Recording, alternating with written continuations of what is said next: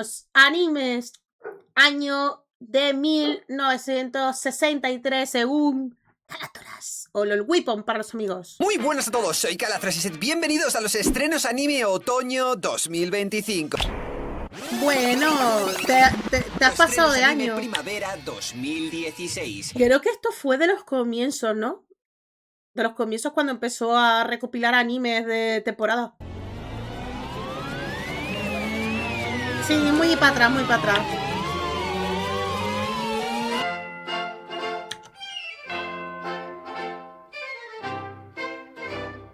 Muy buenas a todos, soy Cala37. ¡Guau! Bienvenidos a los estrenos anime del año 1963. Buen inicio, buen filtro y buena locución, como siempre. Estamos en la era Showa y Japón corre hacia el futuro con una determinación absoluta. Ha sido un año de grandes sucesos como el nacimiento de la ciudad de Kitakyushu y estamos dando los pasos decisivos hacia la primera línea de alta velocidad del mundo. Los prototipos del Shinkansen han alcanzado los 256 km/h y la serie Zero ha comenzado su producción para tener listos los primeros trenes bala de la historia.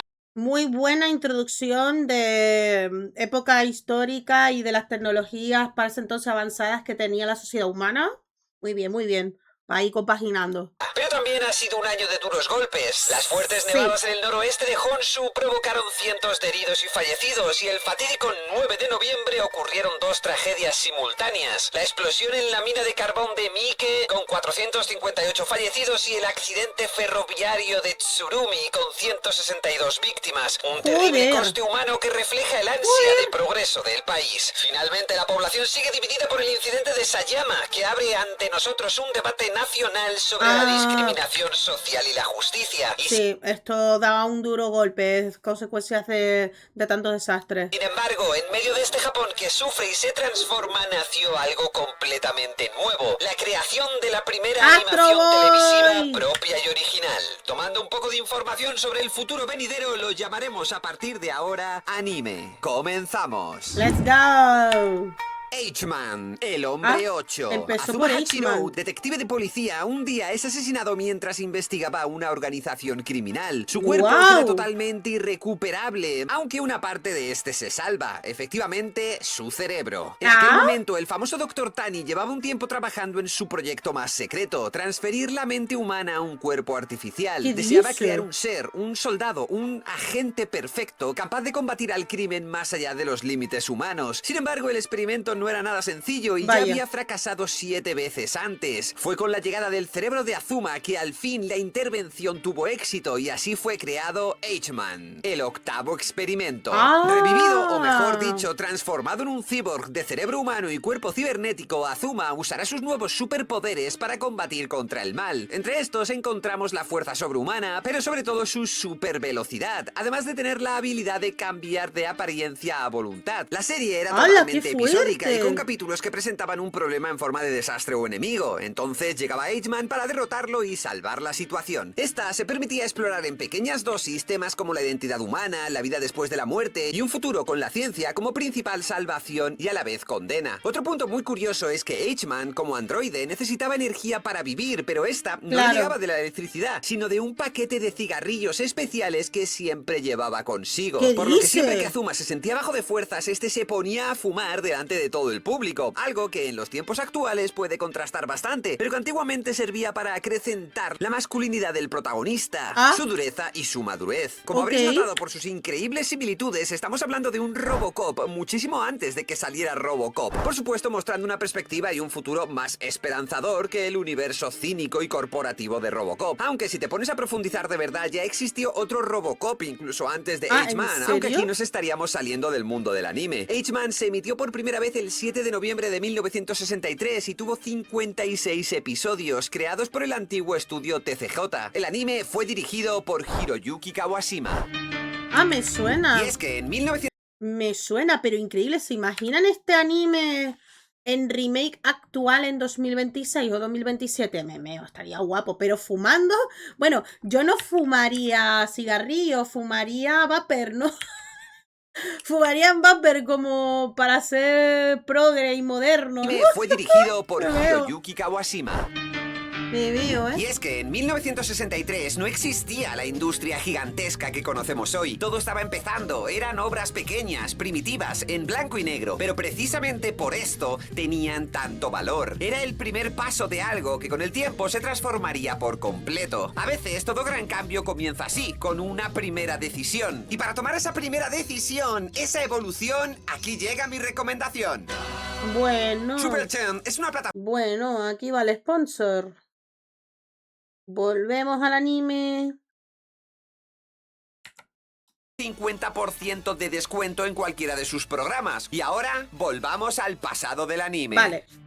Ahora sí, volvamos al pasado. Otogi Manga Calendar. Considerado el primer anime de la historia, por delante de el primer anime de la historia, o sea, Astro Boy, con Otogi Manga Calendar toca hacer una excepción, dado que no salió en 1963, sino en 1962, pero no quería que la serie se perdiera, ni tampoco quería empezar esta saga de vídeos con un año donde solo se estrenó un anime. Es más, si nos ponemos así, Otogi Manga Calendar es realmente la segunda parte de Instant History de 1961. Nuevamente una serie de animación japonesa que la precedió. La obra era rápida y directa, su estilo era documental y educativo, mientras contaba pequeñas historias sobre qué ocurrió un día como hoy en la historia, usando la animación para intercalar metraje real y fotografías de grandes sucesos ocurridos en el día de su estreno. Fue una miniserie con episodios primero de 3 minutos y luego de 5, pero que se alargó durante varios años gracias a la enorme cantidad de episodios emitidos, con más de 350 entre ambas series que se emitían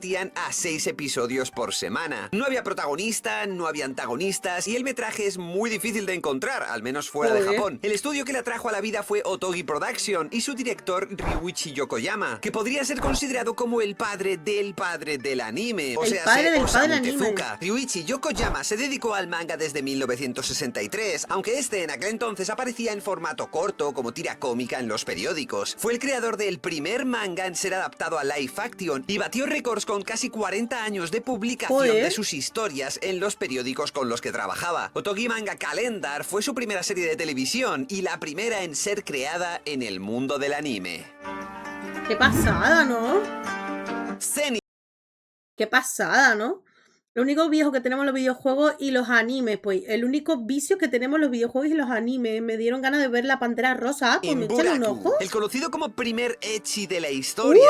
Sí, esto que veis encendía la pasión allá por los años 60 en Japón. Fue de los primeros experimentos del país en cuanto a la creación de contenido animado no dirigido para niños. Y por lo tanto se emitía por la tele en un horario nocturno. Miren ese desnudo, señores. Mirad qué sexy. Animado no dirigido para niños. Miren esa teta, ese culito, ese todo. Y por lo tanto se emitía por la tele en un horario nocturno. 23 episodios creados por el estudio TCJ para las televisiones japonesas. Y los adultos que... Tremendas curvas.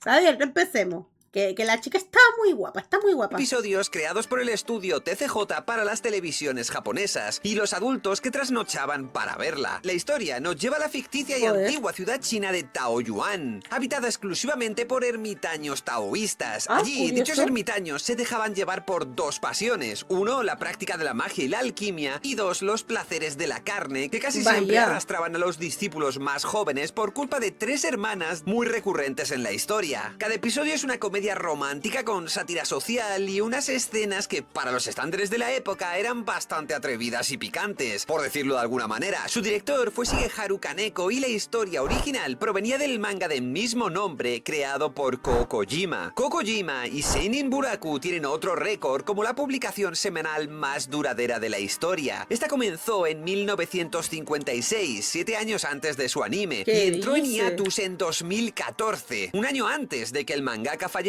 Curiosamente, aunque no tenga nada que ver con la obra, la sobrina de Kojima es la esposa de Hideaki Anno, creador de Evangelion. ¡Hala! ¡Que tenemos relación familiar! ¡Vámonos! ¡Oye, esto está guapo! Curiosamente, aunque no tenga nada que ver con la obra, la sobrina de Kojima es la esposa de Hideaki Anno, creador de Evangelion. ¡Qué fuerte! Tetsuji Niyu Hachiko, el nacimiento del género mecha en el anime. ¡Vamos! El padre de Mazinger y de Gundam, el abuelo de Evangelion y Tengen Toppa, el primer Iron Man salido de Japón. Todo esto lo encontramos en el longevo anime de más de 96 episodios que nació este año. Joder, 96 episodios, se hizo poco, ¿eh? Tetsuji Niyu Hachiko. El Dr. Kaneda, una de las mentes más increíbles de todo Japón durante los años 30 y 40, utilizó su gran intelecto e ingenio para luchar contra los aliados durante la guerra. Dedicó su vida a la creación de gigantescas máquinas de destrucción con las que poder enfrentarse al enemigo, antes de fallecer en un potente bombardeo. Una década después, bandas criminales y antiguos remanentes de la guerra que aún quedaban en Japón descubrieron los robots números 26 y número 27, con los que sembraron el pánico en el país. Mientras tanto, Shotaro Kaneda, el hijo del doctor, se había dedicado desde la infancia a estudiar la obra de su padre, y mientras lo hacía, descubrió un gran secreto. Existía el robot número 28, y según las notas de su padre, era el más poderoso de todos los que había creado. Con la ayuda de otro científico, amigo de su padre, Shotaro consigue encontrar al número 28, un enorme mecha construido de metal y controlado por mando a distancia. Y aquí es donde la serie comienza realmente su... Controlado por mando a distancia. ¡Wow! Esto lo oímos hoy en día y no nos lo creemos, pero ¡wow! Y controlado por mando a distancia. ¡Pero esa era su prima! Yo me preocupé lo mismo.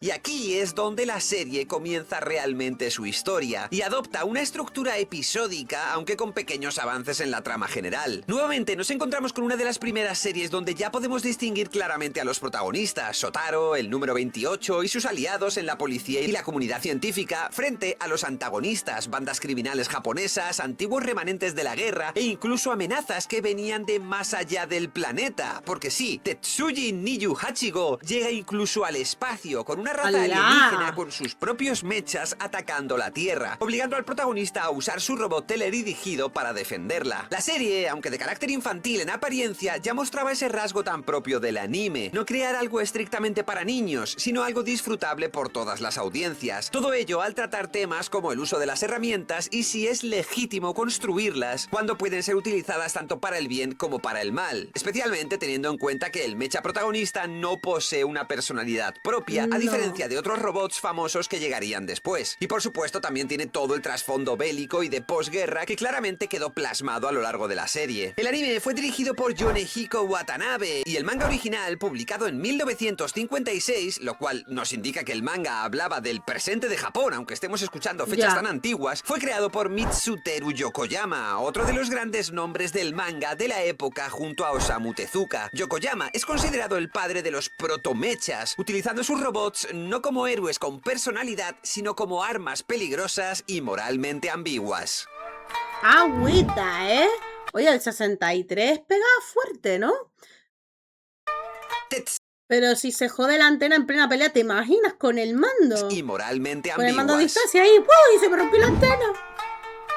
Tetsuan Atom, la primera serie de anime en televisión japonesa en alcanzar el éxito masivo con continuidad semanal. Como ya hemos visto, no fue la primera animación japonesa y en cuanto a películas de animación, el país ya había creado unas cuantas. Además de que el manga como género llevaba décadas publicándose en periódicos. Pero sí, fue la obra que creó la industria del anime tal y como la conocemos en la actualidad. Su primer episodio se emitió el mismísimo 1 de enero de 1963 y la serie acabaría abarcando 193 episodios a lo largo de los siguientes 4 años. El director, diseñador y creador original de la historia fue Osamu Tezuka, bajo su propio estudio de animación, Mashi Productions, aunque ya llevaba dibujando y publicando el manga del mismo nombre desde 1952. La obra, ampliamente conocida, nos cuenta una historia ambientada en un futuro cercano donde humanos y robots conviven en relativa paz y armonía. Por desgracia, el brillante Dr. Tenma pierde a su hijo en un accidente de tráfico e, incapaz de asumir la pérdida, diseña y crea un robot idéntico a él, dotándolo de una enorme cantidad de poderes gracias a la tecnología. Sin embargo, con el paso del tiempo, el doctor vio que su hijo mecánico no crecía, no envejecía, no podía ocupar el lugar del hijo que perdió, por lo que acaba apartándolo de su lado. Es en este momento cuando Atom acaba bajo la tutela del doctor Ochanomizu, quien lo transformará en el Atom que todos conocemos, un niño robot que utiliza sus increíbles poderes para proteger proteger tanto a humanos como a robots. Tetsuwan Atom marcó el La verdad es rumbo que que muy debía triste. seguir la industria. Primero, hizo rentable la producción semanal, reduciendo el número de dibujos por segundo, reutilizando planos y escenarios y centrándose en el montaje, la banda sonora y la narrativa. Se estableció que la duración ideal rondaría los 25 minutos, se adoptó una estructura episódica con continuidad de fondo y se mezclaron dos mundos en uno. Un protagonista infantil que atraía a las nuevas generaciones, pero con temas maduros pensados para Ya, todas las edades. pobrecito. Fue además la primera serie de anime en salir de Japón y conquistar los Estados Unidos, con doblaje, merchandising y la aparición de un nuevo competidor en el mundo de la animación. Y, quizás, lo más importante es que fue la serie que vieron las futuras generaciones de creadores y con las que soñaron sus propias historias. Nombres como Hayao Miyazaki, Claro. Yoshiyuki Tomino o Ko Nagai. Incluso a día de hoy, seguimos viendo obras directamente relacionadas con ella. Naoki Urasawa, que también creció viendo la serie en televisión, se enamoró tanto de uno de los arcos argumentales de la serie que creó Pluto, una reinterpretación adulta basada en una de las historias más emblemáticas del anime. ¡Qué En general, guapo! esta obra y su creador No lo sabía, hombre, Pluto está chulo, ¿eh? en una de las historias más emblemáticas del anime. En general, esta obra y su creador transformaron una forma de arte que la humanidad llevaba practicando desde su nacimiento, poniendo en ella todo su corazón japonés y creando algo que atraparía a millones de personas durante generaciones y generaciones y generaciones a lo largo de todo el planeta.